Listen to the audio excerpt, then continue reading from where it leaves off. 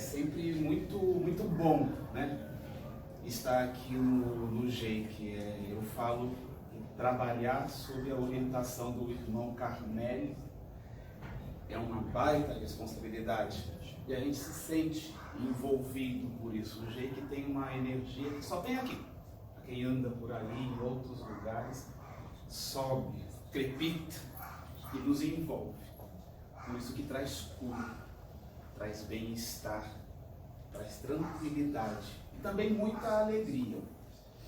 Trabalhar o Evangelho do Cristo na atualidade impõe que cada um de nós faça uma autoanálise. Sabe aquela situação de você se olhar no espelho e se identificar um pouco melhor daquilo que você era ontem? Vou falar a você porque estou em casa, tá? Nós temos que fazer esta reflexão todos os dias. Nós temos que nos despir realmente de corpo e alma e nos enfrentarmos de verdade.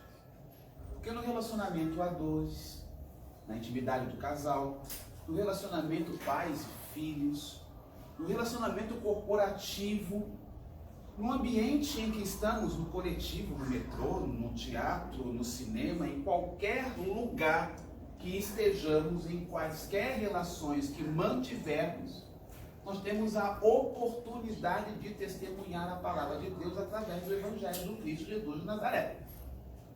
Quem é o Cristo?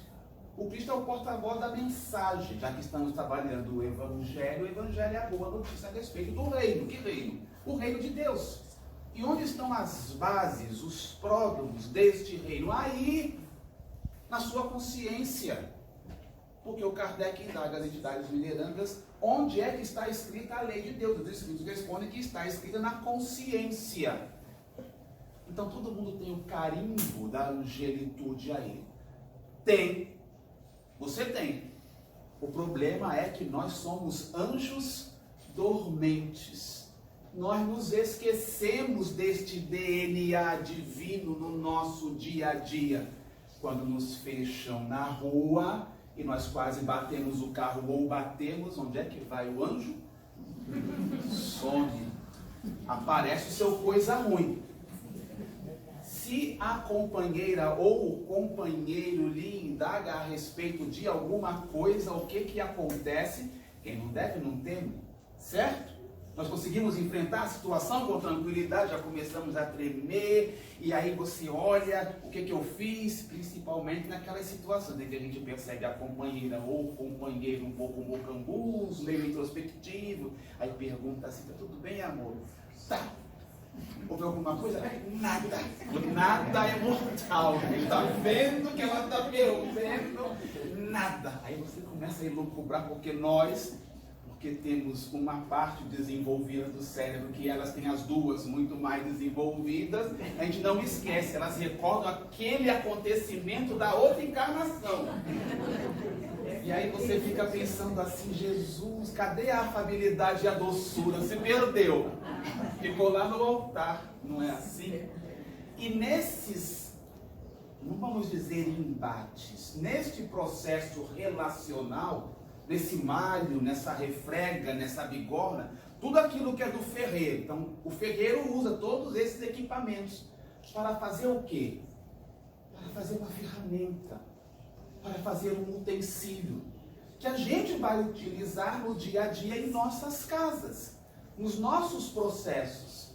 Então a existência se assemelha a uma grande oficina, em que nós vamos todos os dias fazer uma nova ferramenta, um novo utensílio, algo que vai nos ajudar, nos impulsionar na existência e também ajudar outras pessoas, porque não tem graça nenhuma ser feliz sozinho. É por isso que nós sentimos a necessidade de estender a mão àquele que está na retaguarda ou que está sofrendo, no momento seguinte em que nos encontramos com Jesus na nossa estrada de Damasco. Queridas, todos vocês já encontraram com Jesus na sua estrada de Damasco, pois senão não estariam aqui. Ou é pelo amor, ou é pela dor. Ou é sob a doçura da graça, ou pela inflexibilidade da lei que a gente evolui, mas a gente vai evoluir sempre. O o máximo que vai acontecer é você ficar marcando o passo que nem soldado no mesmo lugar antes de tocar ou avançar. Então não fica marcando o passo lá na estrada. Se ficar marcando o passo, o trem vai passar e você não vai entrar no trem. Como dizem os adolescentes, o grande barato da vida é você pegar o trem e ir para alguma estação. Onde é que você vai? Eu vou para alguma estação. Você sabe para onde a existência vai lhe levar? A gente não sabe. Fatalidade na vida, só nascimento e morte. A gente faz alguns planos, não é?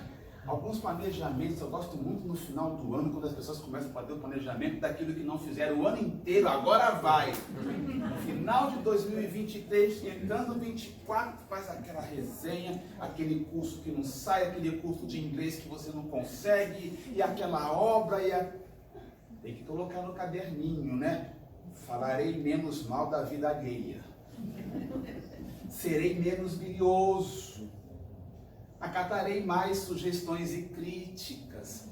Já viram o processo relacional com criança? Quem tem filho pequeno em casa sabe muito bem. Fale alguma coisa e testemunhe diferente. Ele vem na hora, mas você falou aquilo. E se você não faz o aquilo, ele vem te cobrar. Então é terapêutico você... Ô filho, ô filha, desculpa, realmente o pai falou isso, o correto é aquilo que o pai falou, mas eu não consigo fazer sozinho, você me ajuda? Traz a criança para a linguagem junto com você, porque a gente não é perfeito. É por isso que quando chega lá na adolescência, tem a diáspora. Eles saem para conhecer o mundo e viram para os pais assim, não quero saber de você, porque aquilo que você testemunha não é a verdade. Aí ele vai ver essa verdade lá na rua, aí é um problema, porque a verdade vem cheia de coisas complicadas. E como falam os meus amigos evangélicos, tenho muitos, é o domínio de Satanás, né? Da coisa ruim, da coisa complicada. Eles têm muito essa imagem forte, né? Personificada naquilo que é o desacerto e que a gente tem que combater. Aquela luta eterna do bem contra o mal. Satanás não é a personificação do mal, é um mito, é uma estrutura que se trabalha dentro da questão evolutiva, do pensamento filosófico, antropológico, humano. Não é a personificação do mal. A gente vive sempre desse dualismo, bem e mal, luz, treva, amor, ódio, macho, fêmea. Nós poderíamos até inclusive pegar dentro do arquétipo do Supremo Fundamental, naquelas percepções de Yin e do Yang, sabe? Aquela roda do Supremo Fundamental que mostra o escuro, o branco, aquilo tem movimento. Nós somos homens que nos transformamos em mulheres, em encarnações, nós somos negros que vamos ficar brancos em outras encarnações, nós nos colocamos em situações de maldade e de bondade, somos trevas, somos luz, e isso tudo vai se caracterizar, essas virtudes humanas que estão dentro de cada um de nós. Onde está essa parte da afabilidade e doçura lá no Evangelho? Em específico no capítulo 9. Bem-aventurados os mansos e pacíficos. Olha que coisa curiosa. Nós, no momento atual, fazendo um recorte Brasil, estamos vivendo o extremo oposto disso, em que a delicadeza, a educação, os bons costumes, isso parece que entrou num desuso, porque está todo mundo uriçado. Um por favor, um muito obrigado, um sorriso. As pessoas estão com medo do processo relacional. O que é o afável? O afável é o indivíduo delicado, é o indivíduo tranquilo, é o indivíduo amoroso. E aí no processo relacional, se nós estamos sempre reativos, quando estamos diante da oportunidade de ser assim, nós nos retraímos com medo da reação e da atitude da outra pessoa. Quando nós nos colocamos num comportamento proativo, nós nos despimos e nos comportamos como Francisco Cândido Xavier. Vem porque eu estou ao seu lado completamente despido e certo, convicto da sustentação espiritual. Será que nós conseguimos ter esta convicção? Se o Cristo Jesus de Nazaré entrasse aqui por esse salão, abrisse os braços, quem quer vir para o meu reino agora? Mas você tem que se despojar daquilo que tem. A passagem do jovem rico aqui agora vai e vende tudo que tem e dá àquele que não tem. Amor, dá de ti mesmo, sem nada esperar, vem, volta, segue a tua cruz e segue comigo. Só assim terás felicidade e enfim. Quem vem? É o Cristo que está chamando. A gente consegue se despojar daquilo que a gente conquista? Será que é assim? Será que nós somos tão resignados? Porque o resignado é o indivíduo que aceita com sabedoria e amor aquilo que lhe é colocado, não imposto. O Cristo está chamando. E o Cristo tinha essa postura e tem essa postura de nos contagiar e aquilo que ele colocava não impunha. A autoridade moral de um espírito como Jesus de Nazaré fazia tremer as bases da estrutura psíquica das pessoas que estavam ao seu lado. Sabe aquela energia quando a espiritualidade superior se manifesta e a gente se emociona e vem aquele choro que não é pranto convulsivo, mas é aquele choro de emoção, porque a gente sente que o irmão Carmelo está aqui? Ou que um espírito, Joana de Ângeles, se faz presente e o ambiente fica perfumado? Da mesma forma que Sheila, quando se apresenta, o ambiente fica perfumado? Ou quando a equipe do Dr. Bezerra de Menezes se manifesta e aquele perfume de éter invade o ambiente e a gente sente, Bezerra está aqui. Dá um negócio, trava a garganta, você não... O dono daquilo que sabe está aqui. Vou lhe contar uma passagem. Espírita desde carteirinho, já rodei por muitos lugares, tá? Terreiro de Umbanda, igreja protestante, já quiseram me iniciar no candomblé, mas é muito interessante, porque o Pai Santo, quando começa a jogar os búzios e bota a mão em mim, não vê nada. É muito interessante. Joga o búzio, não vai ver de novo, que coisa, né? E não aparece, nem a minha irmã consegue ver coisa, é interessante isso. E aí, numa dessas minhas andanças, trabalhando as minhas necessidades, aí, nesses contatos, o que aconteceu? Um espírito amigo, encarnado, um companheiro encarnado, um amigo, veio para mim e falou assim: Adriano, como é que a gente pode ajudar as pessoas que estão numa necessidade espiritual muito ruim, num processo obsessivo? Vamos lá, fazer uma reunião de desobsessão, naquela é completamente inconsequente, sem ter entendido Kardec. Vamos lá fazer uma reunião mediúnica, né, espantar os espíritos obsessores. Aí foi eu, jovem, 20 e poucos anos, com mais um outro delinquente espírita, para fazer a reunião mediúnica na casa do obsidiado. E aí, minha coordenadora de mocidade na época e tal, eu não sabia, foi eu e o meu amigo e tal, que também meu padrinho de casamento. Aí chegamos lá, estava lá a criatura numa situação de sofrimento. Eu falei: rapaz, você não falou que o negócio estava desse jeito, né? O espírito não vai obedecer a gente, não. Quando eu pensei isso, a criatura manifestou lá no quarto. Eu falei: eu não vou entrar aí, não. Faltava estrutura moral, faltava envergadura moral. Poderia até ter conhecimento falacioso por ter lido Kardec, mas envergadura moral é outra coisa. Envergadura moral é aquilo que vem com o decorrer do tempo, é aquilo que vem mediante os nossos testemunhos, é aquilo que vem mediante as aquisições que a gente tem no dia a dia. E trabalhar com afabilidade e doçura aquilo que nos vem é exatamente a porta de entrada para a gente descobrir o nosso processo educativo. É o processo para que a gente entenda aquilo que o Agostinho diz, nos conhece-te a ti mesmo. Porque se a gente não se ama e ama aquele que está mais próximo, é uma hipocrisia querer amar a humanidade, ou até mesmo querer amar o espírito obsessor que a gente acha que está doutrinando na reunião mediúnica. Tolinho, a gente não está. Quem está orientando é a equipe espiritual. Às vezes nós estamos tão complicados que a equipe espiritual tem que nos imantar para a gente não fazer besteira na reunião mediúnica. Então aquele vigia e hora do Cristo e o jejum de pensamento, não é jejum de boca, eu não como carne no dia do trabalho mediúnico, isso acabou, gente. Tem que ter o jejum o quê? Dos pensamentos, das ideias. Só no dia do trabalho mediúnico não, é 24H, a semana toda. Porque os espíritos estão sabendo aquilo que a gente faz lá na reunião mediúnica, né? aquela solenidade com o Espírito. Oh, meu irmão, seja bem-vindo, estou aqui. Aí o Espírito está falando assim, nossa, para que essa solenidade? Eu só estou desencarnado. Fala comigo normal. Ele pensa, mano, porque está contido, não fala, não é? Então essa envergadura moral a gente vai ter mediante o quê? Mediante a vivência, mediante a nossa aquisição no dia a dia. Que outro caso interessante para ilustrar? No primeiro caso eu trabalhei a questão o quê? Daquilo que a gente acha que a gente tem pelo fato de ter lido. Espírita que só tem literatura na cabeça, que só leu romance ou só leu Kardec e fica vociferando isso aí para o outro, não entendeu nada da doutrina espírita. A gente está trabalhando o Evangelho e está trabalhando aqui.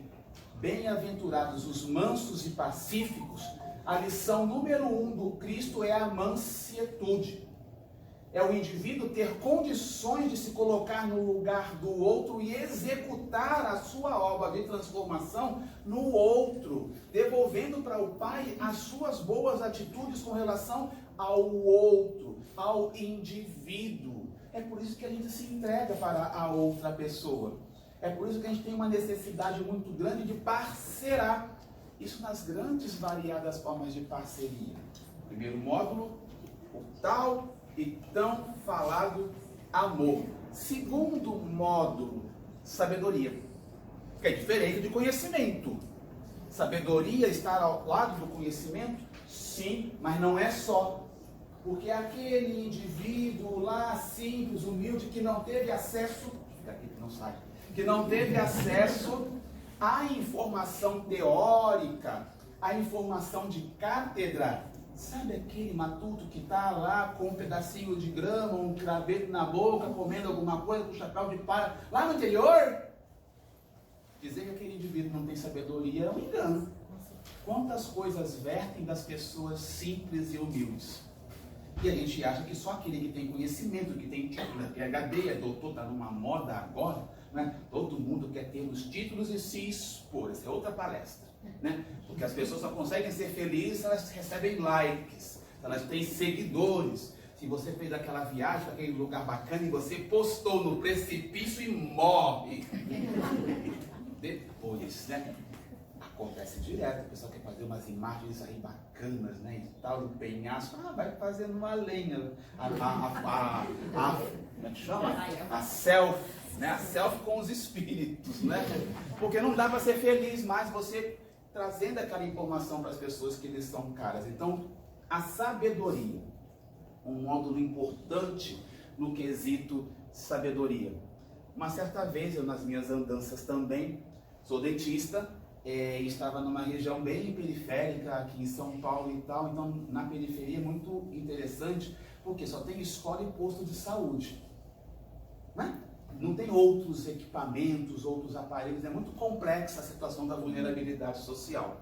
Ok, e nós fazíamos uma manobra que era procedimento coletivo. Nós entrávamos nas escolas, serviço até hoje, fazia triagem, risco de cárie, ver quem tinha cárie, quem não tinha, problema gengival, flúor, aquela coisa toda que o dentista faz. E entrei na escola de ensino fundamental, aí me chegou um curumim, um guri desse tamanho assim, um neguinho lindo, grudou, tava de avental, aí grudou na minha, e aí, tudo bom, bro? Tem que falar no dialeto deles, né? Beleza, bro? E aí?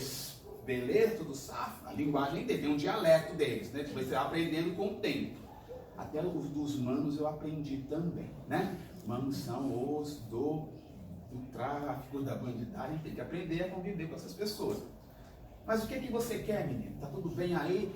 Tá, só tô achando uma coisa engraçada. Eu falei, tá, ele fala aqui que tá engraçado. Você é dentista mesmo? Eu falei, eu sou dentista, tá vendo? Não, é que eu nunca vi dentista preto. Aí naquela hora assim, eu tenho uma oportunidade de trazer esse guri. Aí desci para a mesma altura do garoto. O índio só fala com o curumim, com o índiozinho, na mesma altura da linha de visão. Então, quando você for falar com o seu filho menor, abaixe para falar na mesma altura dele. Porque para ele você é gigante. Quando você se coloca em pé de igualdade, você já fez uma sintonia, fez uma sinergia. E fale com mansuetude, fale com calma, com tranquilidade, porque a velocidade da sua fala pode ser inaudível e não entendível para ele. Por isso que a criança aprende por repetição.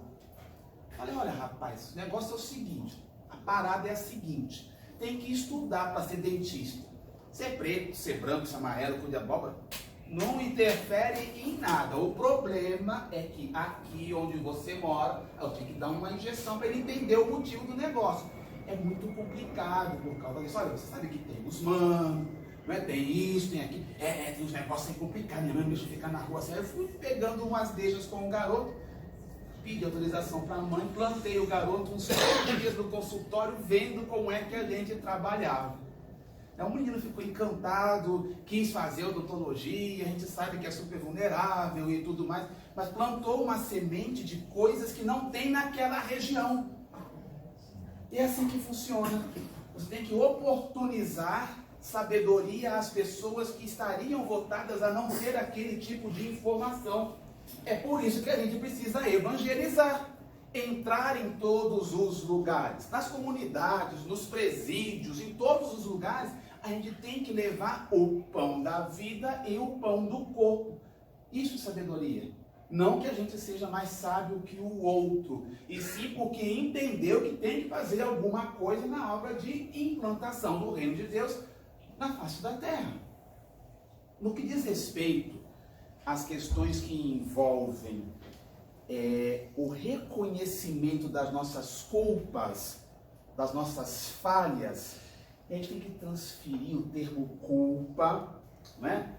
Tirar o termo culpa e transferir para a transgressão. Todos nós cometemos transgressões. A culpa se instala quando transgressão feita fica ali martelando no nosso peito. Por que a gente tem isso? É atávico. Minha culpa, minha grande culpa, a gente fica ali com aquela situação e não progride. Tá bom, errou, tá resolvida a questão, porque não vai conseguir voltar e juntar ali o vaso de cristal. Mesmo que você colhe, vai ficar cicatriz.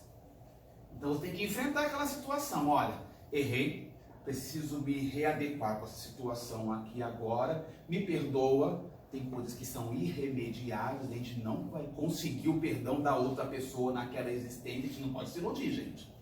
Tem coisas que são implacáveis. A gente vai tentar resolver, mas a pessoa está ferida. A pessoa está ferida, está machucada. Para aquilo ser de verdade, tem que vir de dentro do coração.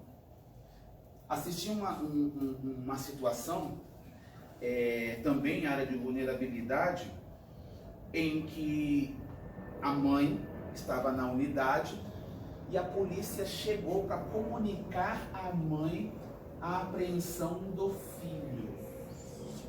Ela estava na minha cadeira odontológica. Pense.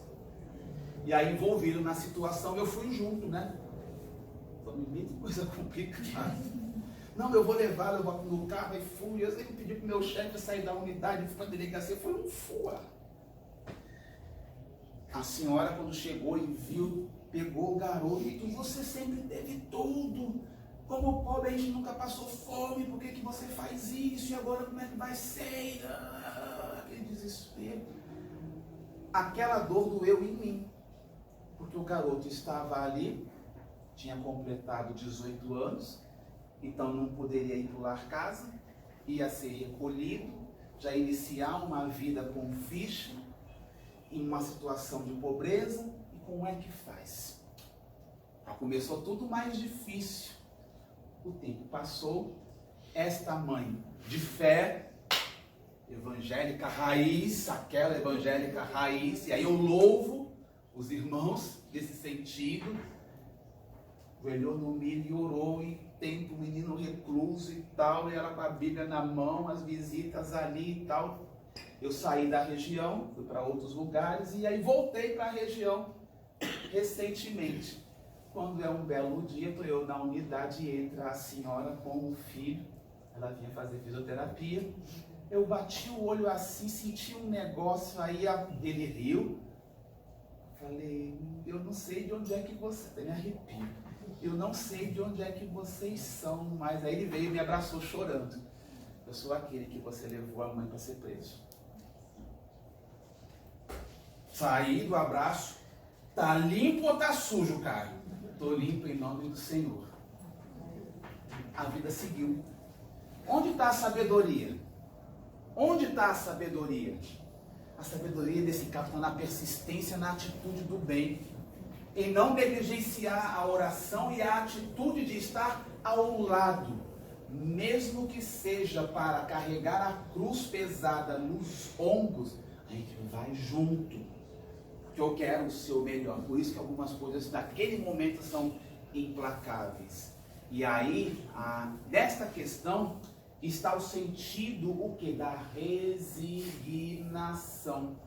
que é o indivíduo acatar aquela situação e fazer daquela situação um módulo de modificação na sua existência. Ah, tá, eu aceito, tá tudo bem isso aí, e eu fico esperando o tempo passar. Estou resignado, imagina, se tá tudo bem. Não, o resignar-se é o enfrentamento da situação.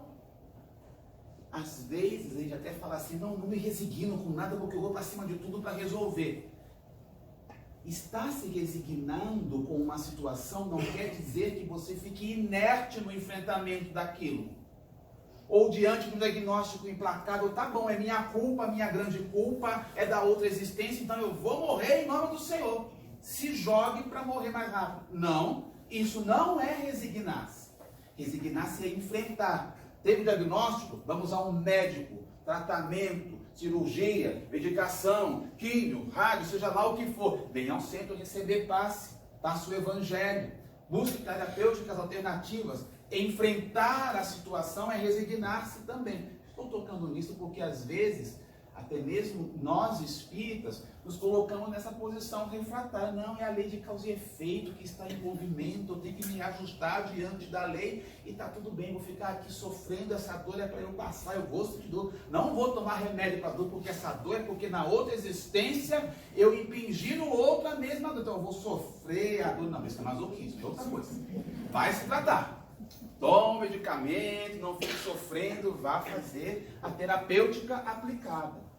Que outra questão é essencial para que a gente entenda isso e tire o Cristo da cruz. Eu gosto muito do Cristo dinâmico, ativo. O meu Jesus é um Jesus saradão que vem para o arrebento e resolve tudo. Não tem tempo ruim com Jesus de Nazaré. E essa questão de não ter tempo ruim com Jesus de Nazaré é sempre se eu falar sim, sim, não, não. Ou você está com Jesus, ou não está com Jesus. Não tem meio termo. O Cristo ele é tão vigoroso que ele consegue resolver uma situação que é assim incólume na passagem da mulher adúltera. Lembram-se da passagem da mulher adúltera? Ninguém fala do homem adúltero, né? Porque a sociedade é machista, patriarcal, ainda mais naquela época. E o apedrejar quem? A mulher. Reza a lenda que o Cristo estava ajoelhado, escrevendo com o dedo ou com algum graveto no chão, quando chegaram os saduceus e os fariseus para lhe impingir um questionamento no que diz respeito à lei, ele escrevia assim no chão: adúlteros, hipócritas,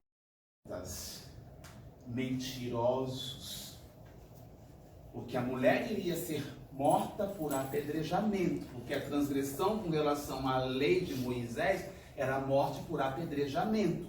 A transgressão política era a morte por crucificação, por isso que ele foi crucificado. O Cristo foi crucificado por ter sido imposto a ele um crime político, por ter feito balbúrdia no templo. Uma diferença. E aí o que o Cristo faz? Atire a primeira pedra aquele que não tiver pecado. O que é o pecado segundo Paulo de Tarso? O pecado é o aguilhão da lei. O pecado é aquilo que está aqui e na hora em que a gente transgride faz assim, no peito, no fígado, no coração. Você pode ter feito crime e ninguém viu. E quantos crimes pequenininhos a gente faz ao longo do dia escondidinho ali, né? E ninguém vê. Ah, os espíritos veem. Na hora da sua oração, vem alguém aqui me ajudar, pensa sempre nisso. Ai meu Deus, mas eu fiz aquilo agora há pouco, eu estou pedindo ajuda. Está de espírito, porque os espíritos veem tudo. Atire a primeira pedra aquele que não tiver pecado. Onde foram parar as pedras? Foram caindo e eles foram embora. E o Cristo ficou sozinho com a mulher. Ele abaixou, continuou ali. Ele levanta. Mulher, onde estão aqueles que te perseguiam? Ela fala, foram todos embora. Aí ele dá a homeopatia. Vá, não peques mais, para que não te suceda mal pior. O que é o mal pior?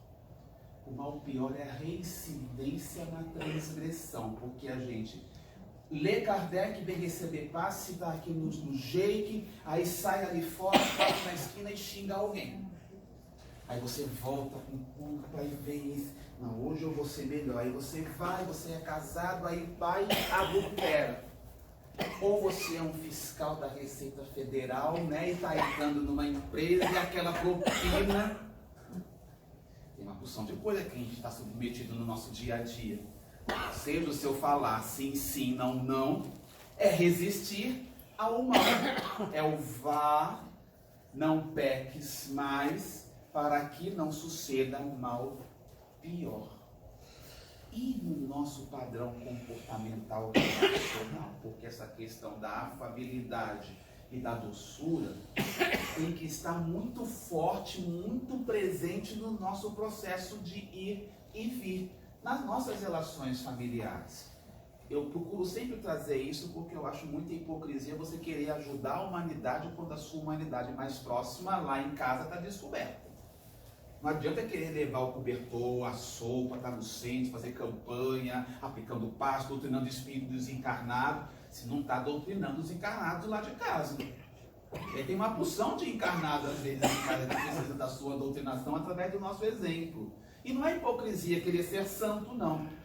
É ser de verdade, é ser autêntico, é fazer com que as pessoas te identifiquem como alguém que dê condições de continuidade. Sabe aquele padrão linear, as pessoas conhecerem você, inclusive as suas fragilidades?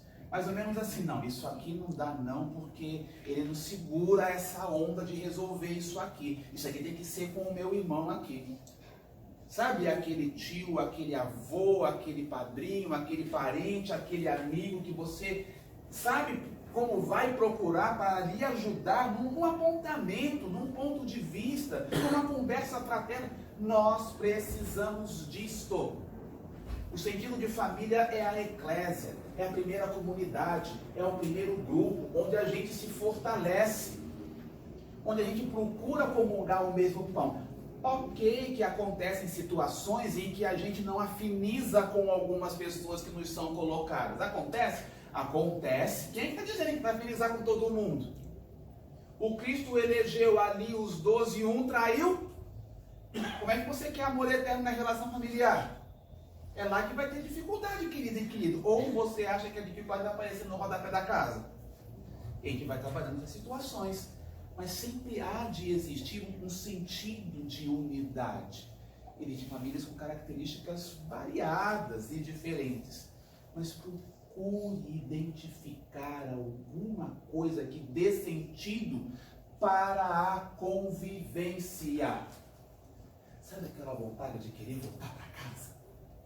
Sabe aquela coisa que você sente assim depois de um dia complicado e tudo que você quer é chegar em casa, ver os seus, sentir ali o cheirinho daquela comida que só tem ali naquele canto. Faz aí um pensamento. Lembra da tua infância? Aquela comida que a mãe fazia, que a avó fazia, aquele bolo que só tem aquele cheiro que ninguém mais faz na existência. Que a avó desencarnou, a tia desencarnou. Você procura a receita, copia o negócio e não consegue. Tem um frango que minha madrinha fazia, pingando água na panela de ferro. Eu não consigo fazer aquele frango nem com oração. Eu gosto de cozinhar, né?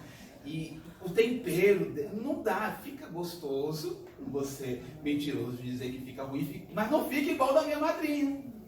Né? Nem vou pedir numa reunião mediúnica para ela aparecer na cozinha para fazer o frango para mim. Esses pensamentos atávicos, hoje os modernos chamam de inteligência emocional, inteligência afetiva. Quem tem isso fortalecido consegue transitar mais fácil nos conflitos. E o conflito é aquilo que a gente sabe que vai acontecer, negligenciamos e vira crise. Exemplo, está vendo que o menino ou a menina, o filho ou a filha, está muito agitado, está muito intempestivo. Tem alguma coisa angustiando essa criança. Normalmente a criança vai ser taque, né? A coisa toda, uns são menos, outros são mais. Mas o comportamento agressivo, passou aqui, chuta o irmão, passou aqui, dá um soco na irmã, passou ali, tirou o rabo do gato. Opa! Tem algum problema? Vamos conversar, vamos entender, olhar no olho, saber com a criança, perceber os sinais para que aquilo no processo de desenvolvimento dessa criança não vire um problema lá na frente, porque se não der atenção para isso, será um adolescente. O problema, isso foi plantado onde? Lá atrás, na infância. Então tem que ser atendido com carinho, trazer uma homeopatia para cada criança. No aspecto de evangelização, trabalhar o evangelho impõe o testemunho. Qual é o testemunho que nós estamos dando? E aí é na rotina do nosso padrão comportamental. A gente lê Kardec, e aí o Livro dos Espíritos pega ali 4 questões fundamentais da existência humana. A primeira parte fala de Deus, causas primárias, aquilo que é a essência do surgimento do universo. Na parte segunda fala do processo relacional com os espíritos, encarnados e desencarnados. Na parte terceira fala o quê? Das leis morais. E aí a gente tem a última parte falando das esperanças e consolações que vai nos dar o panorama do futuro. Ou seja, criação, surgimento dos espíritos. Agora vocês têm que conviver nesse grupão todo e tem que fazer direitinho, porque senão vai desencarnar e vai ter todo mundo duplicado no umbral. Essa é a sequência didática do Livro dos Espíritos. E todo ele trabalhado com pergunta e resposta. Aí o que o Kardec faz? Vem e pega o Evangelho, o Cristo, tira da cruz, coloca lá com instrução dos Espíritos, que é isso que a gente está estudando hoje. Quando vai buscar afabilidade e doçura, quando vai trabalhar as questões que envolvem obediência e resignação, para dizer para a humanidade o seguinte: olha, vocês precisam se entender. Vocês precisam se comportar como irmãos de humanidade que estão no mesmo barco. Porque se nós estivermos à deriva, num barco, e os víveres, a água, o mantimento for acabando, e nós não tivermos direcionados para chegar num porto seguro, como é que será que a família Jake vai se comportar? Como espíritos irmãos?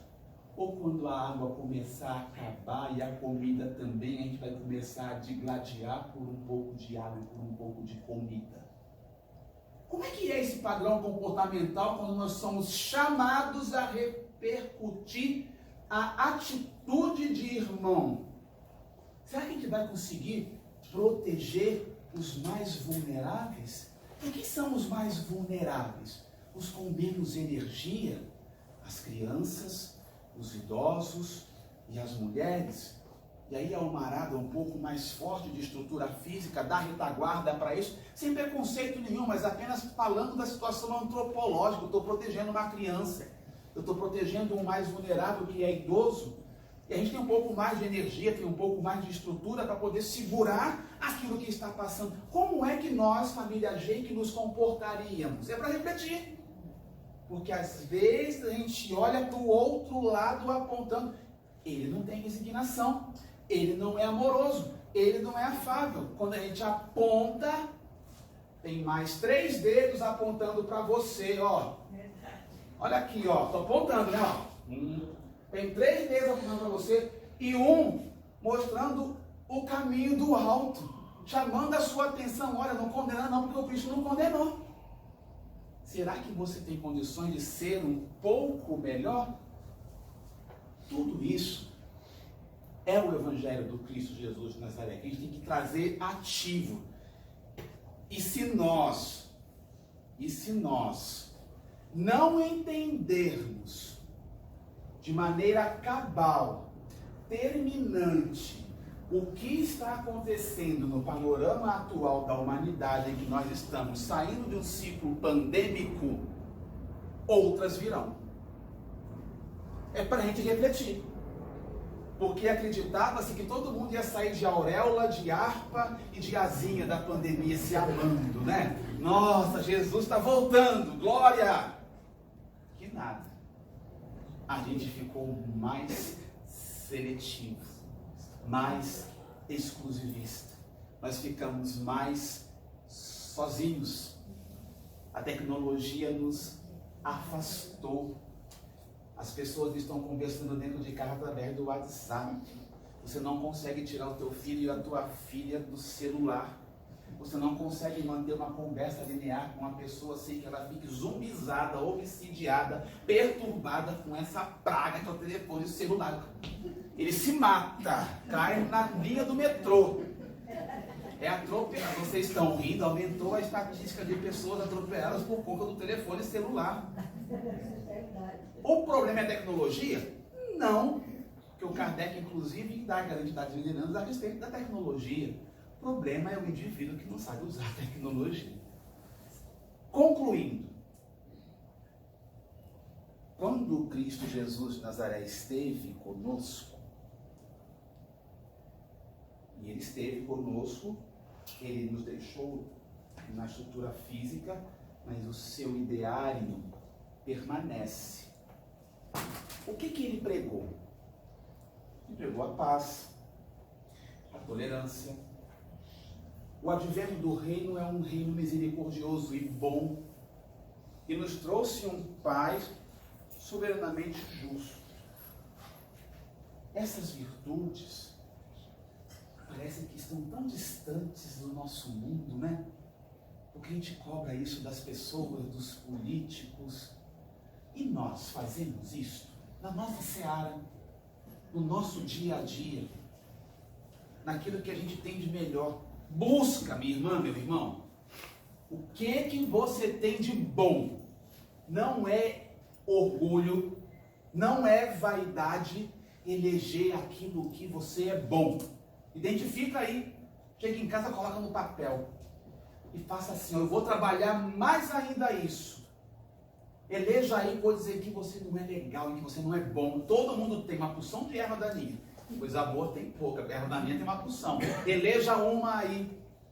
Eu quero trabalhar isso aqui. Eu não consigo me aquietar quando alguém me critica. Só no serviço, com um chefe autocrático. Porque senão é demitido. E em casa, se alguém te critica, dá problema. Não é? Então a gente tem que trabalhar essas questões. Busque isso. Esse é o caminho do conhece-te a ti mesmo, que o Agostinho nos orienta lá no Evangelho sobre o Espiritismo. Não é magia. É processo para a vida inteira.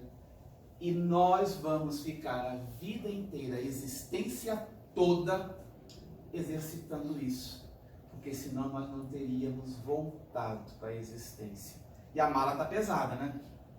E aí às vezes acontece uma coisinha que a gente machuca o pé, a mala fica mais pesada, né, irmão?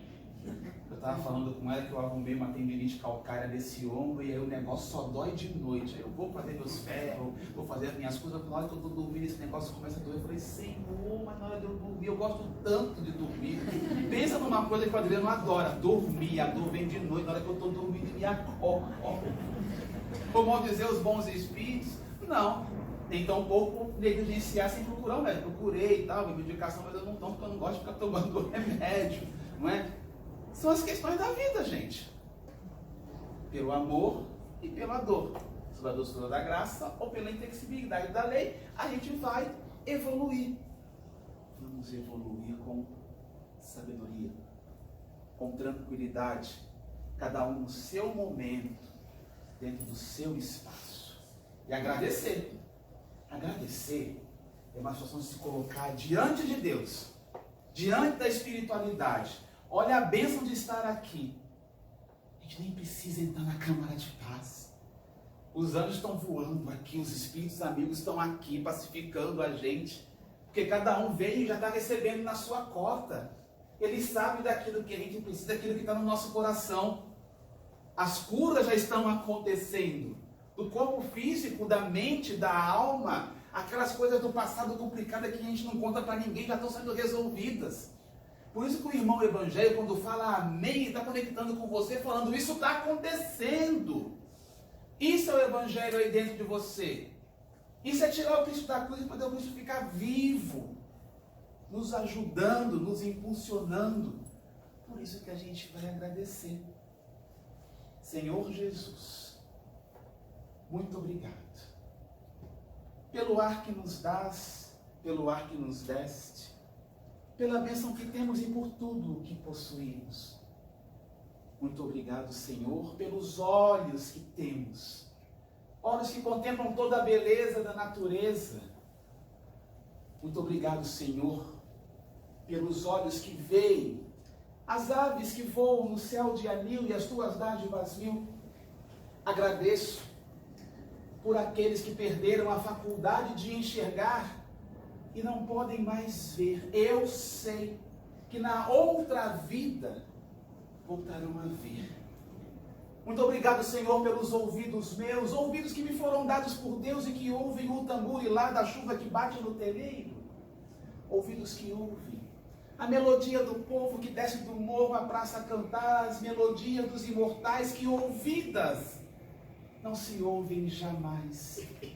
E os que estão privados da faculdade de escutar. Senhor, deixa-me ao teu nobre coração por eles rogar. Eu sei que na outra existência voltarão a ouvir. Muito obrigado, Senhor, pela minha voz, mas também pela voz que ama, pela voz da psicofonia, pela voz que canta, pela voz que clama. E os que estão privados da faculdade de falar, que não podem cantar ao dia e pronunciar o teu nome à noite, Senhor, deixa-me por eles rogar, certo de que no teu reino voltarão a falar.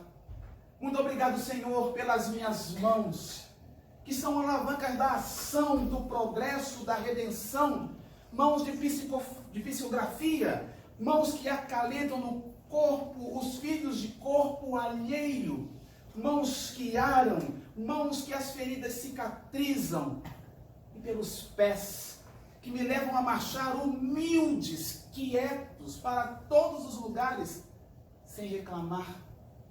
E os que estão amputados, os aleijados, os feridos, os deformados, os retidos na expiação por crimes praticados em outra encarnação, Senhor, deixa-me rogar por eles, certos de que no teu reino voltarão a bailar e com os seus braços também afagar. Sei que lá no teu reino tudo é possível. Tudo é possível, irmãos, quando o Pai pode ofertar, mesmo o que na terra parece incrível. Muito obrigado, Senhor, pelo nosso lar, pelo Jake, pela nossa família, pelo pão de cada dia na mesa, pela saúde, a mansão de glória, o pequeno quartinho, o palácio tapera, o tugúrio, a casa de miséria. Muito obrigado, Senhor, pelo amor que temos e pelo lar que está nos aguardando. Mas, se sequer um lar tivermos, ou teto amigo para nos abrigar, se não possuímos nada, senão as estradas e as estrelas do céu como sendo o leito amigo e o suave lençol, e ninguém existir vivendo sozinho, chorando ao léu, direi, cantarei ainda, obrigado, Senhor, porque nasci. Obrigado, Senhor, porque você nasceu. Obrigado, Senhor, porque nos deste a vida inicial, jovial, alegre, e depois velhinhos por amor favorecido. Muito obrigado, Senhor, porque cremos em Ti, porque o Senhor nos socorre com amor, hoje e sempre. Obrigado, Senhor, que o Cristo nos abençoe, ampare, e que a nossa emoção nos leve de volta para casa, felizes e com essa energia que só tem aqui no jeito. E que a gente volte outras vezes para estar com o Cristo Jesus de Nazaré. Beijo no coração.